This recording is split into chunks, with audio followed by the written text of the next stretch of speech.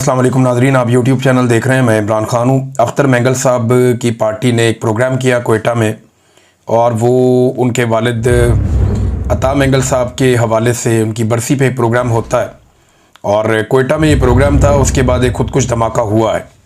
ये इस साल दूसरा मौका है पिछले चंद महीनों में कि अख्तर मेंगल साहब के ऊपर खुदकुश हमला किया गया है, और खुदकुश हमले में 13 अफराद अब तक शहीद हुए हैं, और कई लोग जो ज़मीन पे वहाँ गिरे हुए थे, जो देखा गया उस वक्त, वो बहुत बड़ी तादाद में। वहाँ ज़ख्मियों के बारे में बताया जा रहा है कि लगभग दर्जनों लोग वहाँ पे ज़ख्मी हुए हैं इस खुदकुश धमाके के नतीजे में। कुछ लोग कह रहे हैं 30 से ज़ायद हैं, कुछ लोग 40 का फिगर बता रहे हैं। लेकिन जो मकामी सहाफ़ी हैं उनका ये कहना है कि अख्तर मेंगल के एक करीबी साथी हैं BNP मेंगल के साजिद तरीन साहब, ये नायब सदर हैं, और ये भी इस वाक़े में 13 अफराद के साथ शहीद हो गए हैं। इससे पहले आपको याद होगा लखपास के मकाम पर जब अख्तर मेंगल साहब धरना देकर बैठे हुए थे और कोयटा में आना चाहते थे, तो वहाँ पे भी एक खुदकुश धमाका हुआ था और उसमें भी कुछ नुकसान हुआ था।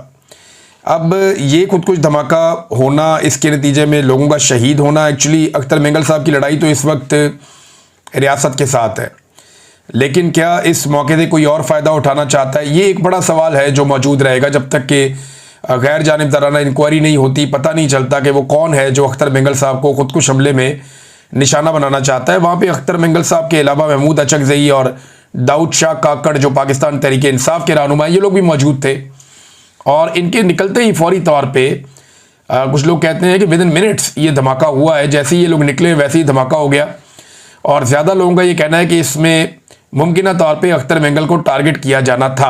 खुशकिस्मती से वो भी महफूज रहे, महमूद खान अचकज़ई भी महफूज रहे, और दाऊद शाह काकड़ भी महफूज रहे। लेकिन ये बड़ा अनफॉर्चुनेट है कि 13 लोग इसमें शहीद हो गए।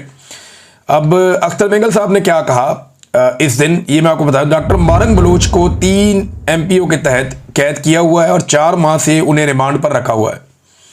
क्या मुल्क 2 लख्त करने वालों का कभी रिमांड दिया गया? क्या आइन तोड़ने वालों का रिमांड दिया गया?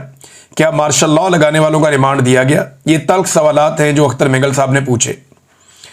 उन्होंने कहा हमारी माओं और बहनों के सर से दुपट्टे उठाकर उन्हें पाबंदे सलासल किया जाता है।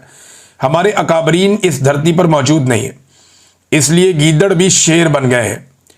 आज सूबे के वारिस वो बने हैं वल्लाह जिनके घर से एक मुर्गी भी शहीद नहीं हुई। ये वो जो सूबे के अंदर जिनको हुकूमत बनाकर दी गई है, ये लोग तो जाली हुकूमत है और जाली किस्म के सियासतदान हैं। एस्टेब्लिशमेंट के कंधों के ऊपर बैठ के इन्होंने हमेशा इक़्तिदार हासिल किया है। संजरानी साहब आपको याद है एस्टेब्लिशमेंट के चेयरमैन सेनेट थे। फिर काकड़ साहब को बनाया गया बाकायदा वज़ीर आज़म निगरान, वो भी एस्टेब्लिशमेंट के आदमी है। अभी बुगटी साहब जो है ये पुराने एस्टेब्लिशमेंट के आदमी हैं, और इस वक्त इनको बनाया गया वज़ीर आला बलूचिस्तान। इस बारे में बात कर रहे हैं। फिर अख्तर मेंगल साहब ने कहा कि आज जिसको जमहूरी दौर कहा जा रहा है, इसमें आप तकरीर करो तो आपके ऊपर FIR काट दी जाती है कि आपने रियासत मुखालिफ तकरीर की है। ओ भाई, तुमने किस जानवर का नाम रियासत रखा हुआ है? काफ़ी जज्बाती खिताब किया अख्तर मेंगल साहब ने, और उनके ऊपर फिर उसके बाद हमला हुआ, और उस हमले के नतीजे में जो है वो 13 लोग शहीद हुए। अब इस तरफ से तो कोई बात नहीं आ रही, लेकिन जो एस्टेब्लिशमेंट के ज़राए हैं या वो लोग जो एस्टेब्लिशमेंट से खबरें लेकर चलाते हैं, उन लोगों ने एक लाइन पकड़ ली, और वो ये कह रहे हैं कि अख्तर मेंगल पे 2 हमले हुए, अख्तर मेंगल क्यों नहीं मारे गए? अब वो ये कह रहे हैं कि जी क्योंकि अख्तर मेंगल नहीं मारे गए, तो वो इस तरह की बातें कर रहे हैं कि शायद ये अख्तर मेंगल की कोई साजिश है, या ये जानबूझ के हरकतें कर रहे हैं और बलूचिस्तान के हालात ख़राब करना चाहते हैं। और साथ उनका ये कहना है कि शायद लोग इनकी बात नहीं मान रहे, इसलिए अब ये इस किस्म की हरकतें कर रहे हैं। अब ये प्रोपेगेंडा करना ये और ज़्यादा अफसोसनाक होता है। एक सूबा है जो रियासत कंट्रोल नहीं कर पा रही, रियासती इदारे मुकम्मल तौर पर नाकाम है, वहाँ पर जो जाली हुकूमत बनाएगी वो भी मुकम्मल तौर पर नाकाम है। आज बलूचिस्तान का कोई माई बाप नहीं, कोई पूछने वाला नहीं है। हाँ, वहाँ से सिर्फ मादनियात निकलती हैं, और वो मादनियात बगैर किसी तातुल के जाती हैं बाहर, सिर्फ उनका ख्याल रखा जाता है। इंसान की ज़िंदगी की वहाँ कोई कीमत नहीं है। जो ज़ायरीन जाते थे ईरान, वो नहीं जा सकते ज़मीनी रास्ते से, रास्ते बंद कर दिए गए। आप रात के वक्त वहाँ पे कहीं ट्रेवल नहीं कर सकते, दिन के वक्त भी आपने जाना तो सिक्योरिटी का आपका बंदोबस्त होना चाहिए। तो हंसते बसते बलूचिस्तान को यहाँ तक पहुँचा दिया गया, और अब जो लोग बलूचिस्तान के रहने वाले एहतजाज करते हैं उनको पकड़ के या तो अंदर डाल देते हैं, या इस किस्म की हरकतें उनके साथ हो रही हैं। ये इंतहाई अफसोसनाक है। रियासती इदारों को और रियासत को ये सोचना पड़ेगा कि इस किस्म के कत्लो गारत गिरी से ना माजी में कभी फ़ायदा हुआ है, ना अब किसी किस्म का कोई फ़ायदा होने का इम्कान है। इमरान खान साहब की बहनें उनको दोबारा मिलने के लिए गई थी, क्योंकि आपको पता है कि कल मंगल का दिन था। वो सारा दिन बेचारी वहाँ पे इंतज़ार करती रही, सुबह से शाम हो गई, उनकी मुलाकात नहीं करवाई गई और रात के तक उन्होंने इंतज़ार किया। उसके बाद फिर वो वहाँ से मायूस होकर लौट गई। मुज़ाहमत की एक मिसाल कायम की है इमरान खान की बहनों ने। वहाँ अलीमा खान अकेली दीवार पे बैठी रही बहुत देर तक। कारकुन पहले आए, उन्होंने बहुत एहतजाज किया, लेकिन रात गए फिर अलीमा खान वापस गई वहाँ से, जब उनकी मुलाकात नहीं करवाई गई। एक मुलाकात हुई है, इमरान खान साहब का एक ट्वीट भी बाहर आया बैरिस्टर गौर के ज़रिए।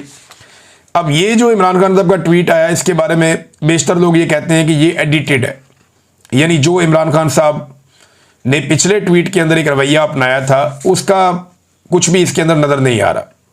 और उससे जो पिछला ट्वीट था वो क्योंकि एक और साहब गए थे मिलने के लिए, तो तब भी चीज़ें काफ़ी गायब थी बीच में से। तो जिस दिन इमरान खान की बहनें मिलती हैं ना, उस दिन आती है असल खबर बाहर। जिस दिन इमरान खान को कोई उनका करीबी साथी मिलता है ऐसा जो कुछ बहादुर हो, या इमरान खान की बहनें मिलें, या ज़्यादा लोग मिल जाएं, या जिस दिन मीडिया इमरान खान साहब से मिल जाए, या जिस दिन अदालत में इमरान खान साहब का केस लग जाए, उस दिन सारी खबरें बाहर आ जाती हैं। उन्हें रोकने की कोशिश की जा रही थी कि जब तक एक्सटेंशन के मामला हल नहीं हो जाते तब तक के लिए रोका जाए फिलहाल। तो अलीमा खानम की मुलाकात नहीं करवाएगी। अब जो ट्वीट है वो पढ़ के आपको सुनाया दूँ, ये बातें तो इमरान खान साहब ने की हैं, लेकिन ऐसा लगता है कि पिछले ट्वीट को अगर आप इमरान खान के पढ़ें तो ऐसा लगता है कि इमरान खान साहब की बातें तो हैं लेकिन एडिटेड है, यानी इनको थोड़ा सा सेंसर किया गया है। और वो देखे ना, इतना ही हर एक की पसली तो नहीं होती ना कि हर चीज़ लाके बाहर बता दे। इमरान खान तो कहते हैं, मैं पाकिस्तानी कौम से अपील करता हूं कि वो मुल्क भर में जारी अफसोसनाक सैलाबी सूरत हाल में रेस्क्यू एंड रिलीफ मुहिम में हमेशा की तरह बढ़ चढ़ कर हिस्सा ले। तहरीक इंसाफ भी सैलाब ज़दगान के लिए बिला तफरीक अपना किरदार अदा करे। ये बहुत अच्छी बात की इमरान खान साहब ने। इस वक्त सबको तवज्जो जो है वो सैलाब मुतासरीन की तरफ रखनी चाहिए। मैं हमेशा मौसमियाती तब्दीलियों और उनसे आने वाले नुकसानात के हवाले से शऊर उजागर करता रहा हूँ। हमने पहले खैबर पख्तूनख्वा में बिलियन ट्री सुनामी शुरू करवाया और वफाकी हुकूमत में आकर 10 बिलियन ट्री सुनामी शुरू करवाया। इसके साथ मुतअद्दिद छोटे, दरमियाने और बड़े दर्जे के डैम्स और नेशनल पार्क समेत ऐसे अहम माहौलियाती हिफाजत के मनसूबे शुरू करवाए जो माहौलियाती तबाही में कमी का बायस बने। दरख्त ही माहौलियात का तहफ़्फ़ुज़ कर सकते हैं। ऐसे मनसूबों पर तेज़ी से काम करना कौमी तरजीह होनी चाहिए। ये मैं गुज़िश्ता कई सालों से ये चीख रहा हूँ। इमरान खान साहब शायद वो पहले आदमी हैं जो ये बात कर रहे थे, बल्कि मैं अपनी ज़ाती हैसियत में हर साल पाकिस्तान में हम ये कोशिश करते हैं दोस्तों के साथ मिलकर कि जितने ज़्यादा हों दरख्त लगाए जाए। और भी बहुत सारे लोग हैं वो करते हैं, कुछ गुलकार हैं, कुछ सिविल सोसाइटी के लोग हैं, वो बहुत ज़्यादा प्लांटेशन करते हैं, लेकिन वो आटे में नमक के बराबर है। हुकूमतों की पूरी शमूलियत होनी चाहिए, पूरे निज़ाम को ये काम करना चाहिए और फिर दरख्तों को संभालना भी चाहिए। पाकिस्तान में यूरोप जैसा मौसम नहीं है कि बार बार बारिशें हो। आपको जो दरख्त लगाना है उसको आपको संभालना भी पड़ता है। कम से कम 1 साल आपको उनका ख्याल रखना पड़ता है, या चंद महीने तो ज़रूर ख्याल रखना पड़ता है। फिर कटाई जो है वो बिल्कुल ज़ीरो होनी चाहिए, दरख्तों की कटाई बंद करनी चाहिए। इमरान खान साहब ने कहा कि अफ़गानिस्तान में ज़ल्ज़ले से होने वाली हलाकतों और नुकसान पर दिल शदीद रंजीदा है। हम मुश्किल की इस घड़ी में अपने अफ़गान भाइयों के साथ खड़े हैं। मुझे अफ़गानियों के पाकिस्तान से ज़बरदस्ती निकाले जाने पर भी शदीद तहफ़्फ़ुज़ात और अफसोस है। खैबर पख्तूनख्वा की हुकूमत ने अफ़गानिस्तान के लिए इमदादी सामान ट्रकों में भरकर रवाना किया, अच्छी बात है, और वो सामान अब जाएगा अफ़गानिस्तान। लेकिन जैसे